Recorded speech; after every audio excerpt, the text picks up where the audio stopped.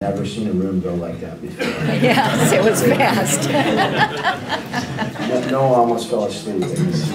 Yeah. So, I'm going to start with you, Jane. In every case in your career, you've risen to hold a position where you were the youngest in the position. You've worked both in the public and the private sector. You're now the CEO and president of NABO LA chapter. You've impacted over 543,000 women business owners. And I guess most interesting to me would be to hear your thoughts in terms of your own personal mission with NABO, in terms of how it relates to female entrepreneurs and philanthropy, and sort of where do you see that going, and how do you want to impact that world? It's always good to be the first one to talk. When I got into NABO, it's actually my first stint in nonprofit. My entire background is in public policy, so I'm a policy hack. But when women's stuff, when we first met, we talked about this. Women's stuff is not really my thing. I didn't grow up in an era of where the idea of a glass ceiling being so prevalent, but I do get to benefit from all the hard work that a lot of women, much older than I am, had done and had gone through in order for the world that I live in to be a lot easier. And so when we looked at NABO and I was actually offered the position, I saw a huge opportunity, because the one really unique thing about women entrepreneurs is that they, when they accumulate wealth, when their businesses do well, they make money, the first thing that they do is they give it back to the community. So the way that I saw NABO was really to be able to support women in business, to help them grow their business, to help them grow their own wealth, because the first thing that they do is they contribute back to the community. So if you talk about my little chapter with over 500,000 women business owners, the old adage of give a man a fish and feed him for a day, teach a man to fish and feed him for a lifetime. These women, all of a sudden, when you impact a small educational program for women entrepreneurs and take their business from under $1 million to over $1 million, the residual impact into the community is quite large. So from my perspective, supporting women in business really is about supporting the philanthropic community. Noah is somebody that's been very involved in the world of philanthropy for many years, and coming from your connection to entertainment and the media, really interested to hear your thoughts in terms of the change that has happened as a result of the change in the entertainment and the media world, in terms of how it impacts philanthropy. And also, we're going to be really fleshing this out, so I don't want to feel like this is the first and only opportunity to get explain your thoughts, but I really want to hear how you view the entertainment and the media impacting the world of philanthropy going into the future. I'll start with this, and when sometimes I'm fortunate enough to give a talk, I always start with my kids, and I just want to give two quick little lessons I learned from my daughter, who's 7, and I was talking a little bit about her with Elizabeth this morning.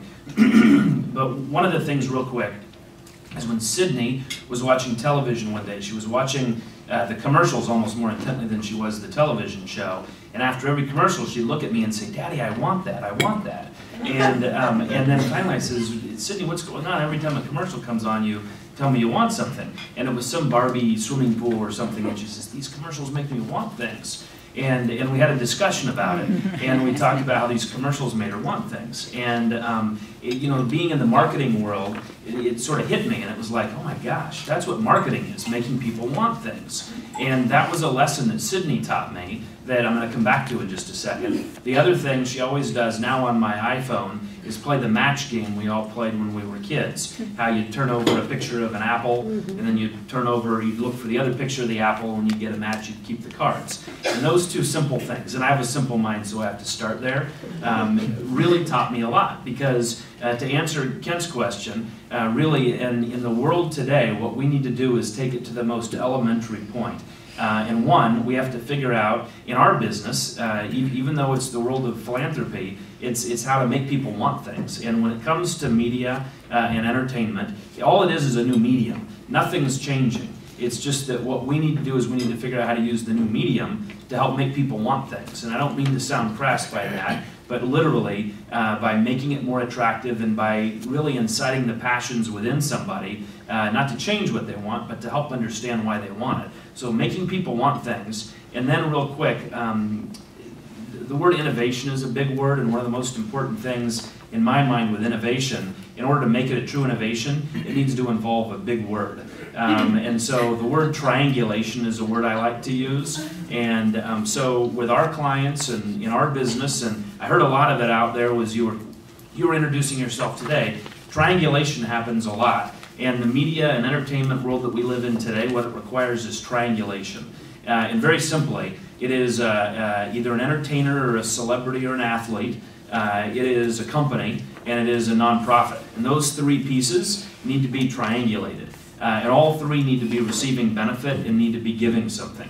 So in the world of media and entertainment today, it's a matter of, the example I'll give is, this afternoon I'm meeting with this fellow who's a professional skateboarder with a TV show on MTV named Rob Dyrdek. He has a huge show called The Fantasy Factory. I'd never heard of it until recently. So you take Rob, and then Rob's got relationships with folks like Carl's Jr. and Monster Energy Drink, or Citizens National Bank is a good example. And then you take a nonprofit like in here and you bring the three of them together and you triangulate. So I'll spend more time later talking about that, but when we look at media and entertainment today, it's all about how we triangulate, I think, and that's where innovations come from. I exceeded my time, sorry. No, that was great. And I think that, before I move on into Jason, and I think the key point here that Noah made, a couple of very key points, is that remember that nonprofits are competing with a community where they're trying to advertise their products and services, and you're competing with for-profit organizations. And so in order to actually grab the minds of the people to give to you, you've got to have something compelling that you're selling, and that becomes very important. Jason, you've been really at the top of a very interesting movement, and I don't know to what extent the audience understands or knows about prize philanthropy. Jason was the former director of prize development at the X Prize Foundation. But I'd like to have you talk a little bit about how the world of prize philanthropy works, so lay out some of the fundamentals of it, and then explain how it actually works in terms of incentivizing innovation as well. Right, so prizes and awards is what I do. It's what I do today. It's kind of the culmination of about 15 years that I've spent in philanthropy, both building nonprofits, businesses that service nonprofits, and working in the public sector for the Mayor of Chicago and on Capitol Hill. I think for me it's a compelling model because effectively what it does is it allows us to say we're going to put up a cash award of say $10 million or more, and that money is only going to go to the first person that achieves a specific objective. And so the idea, the concept is that once that award is put forward, there is funding that's provided in order to drive kind of the marketing and the exposure around the prize itself.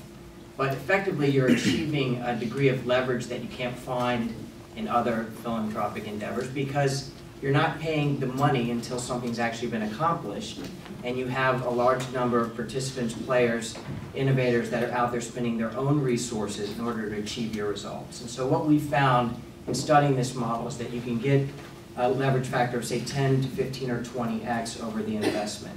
So one of the prizes that has become the most well-known prize that we've worked on is the Ansari X Prize. This was a prize for suborbital spaceflight, which we put up a $10 million purse. In 2017, spent $100 million in order to win that prize.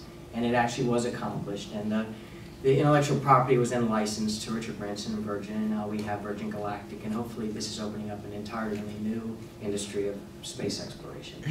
I don't know how many of you care about space exploration, but when I first came to this idea, I really wanted to explore it in order to apply it in new verticals. How can we use the same model in order to create innovation in education reform, life sciences, global poverty?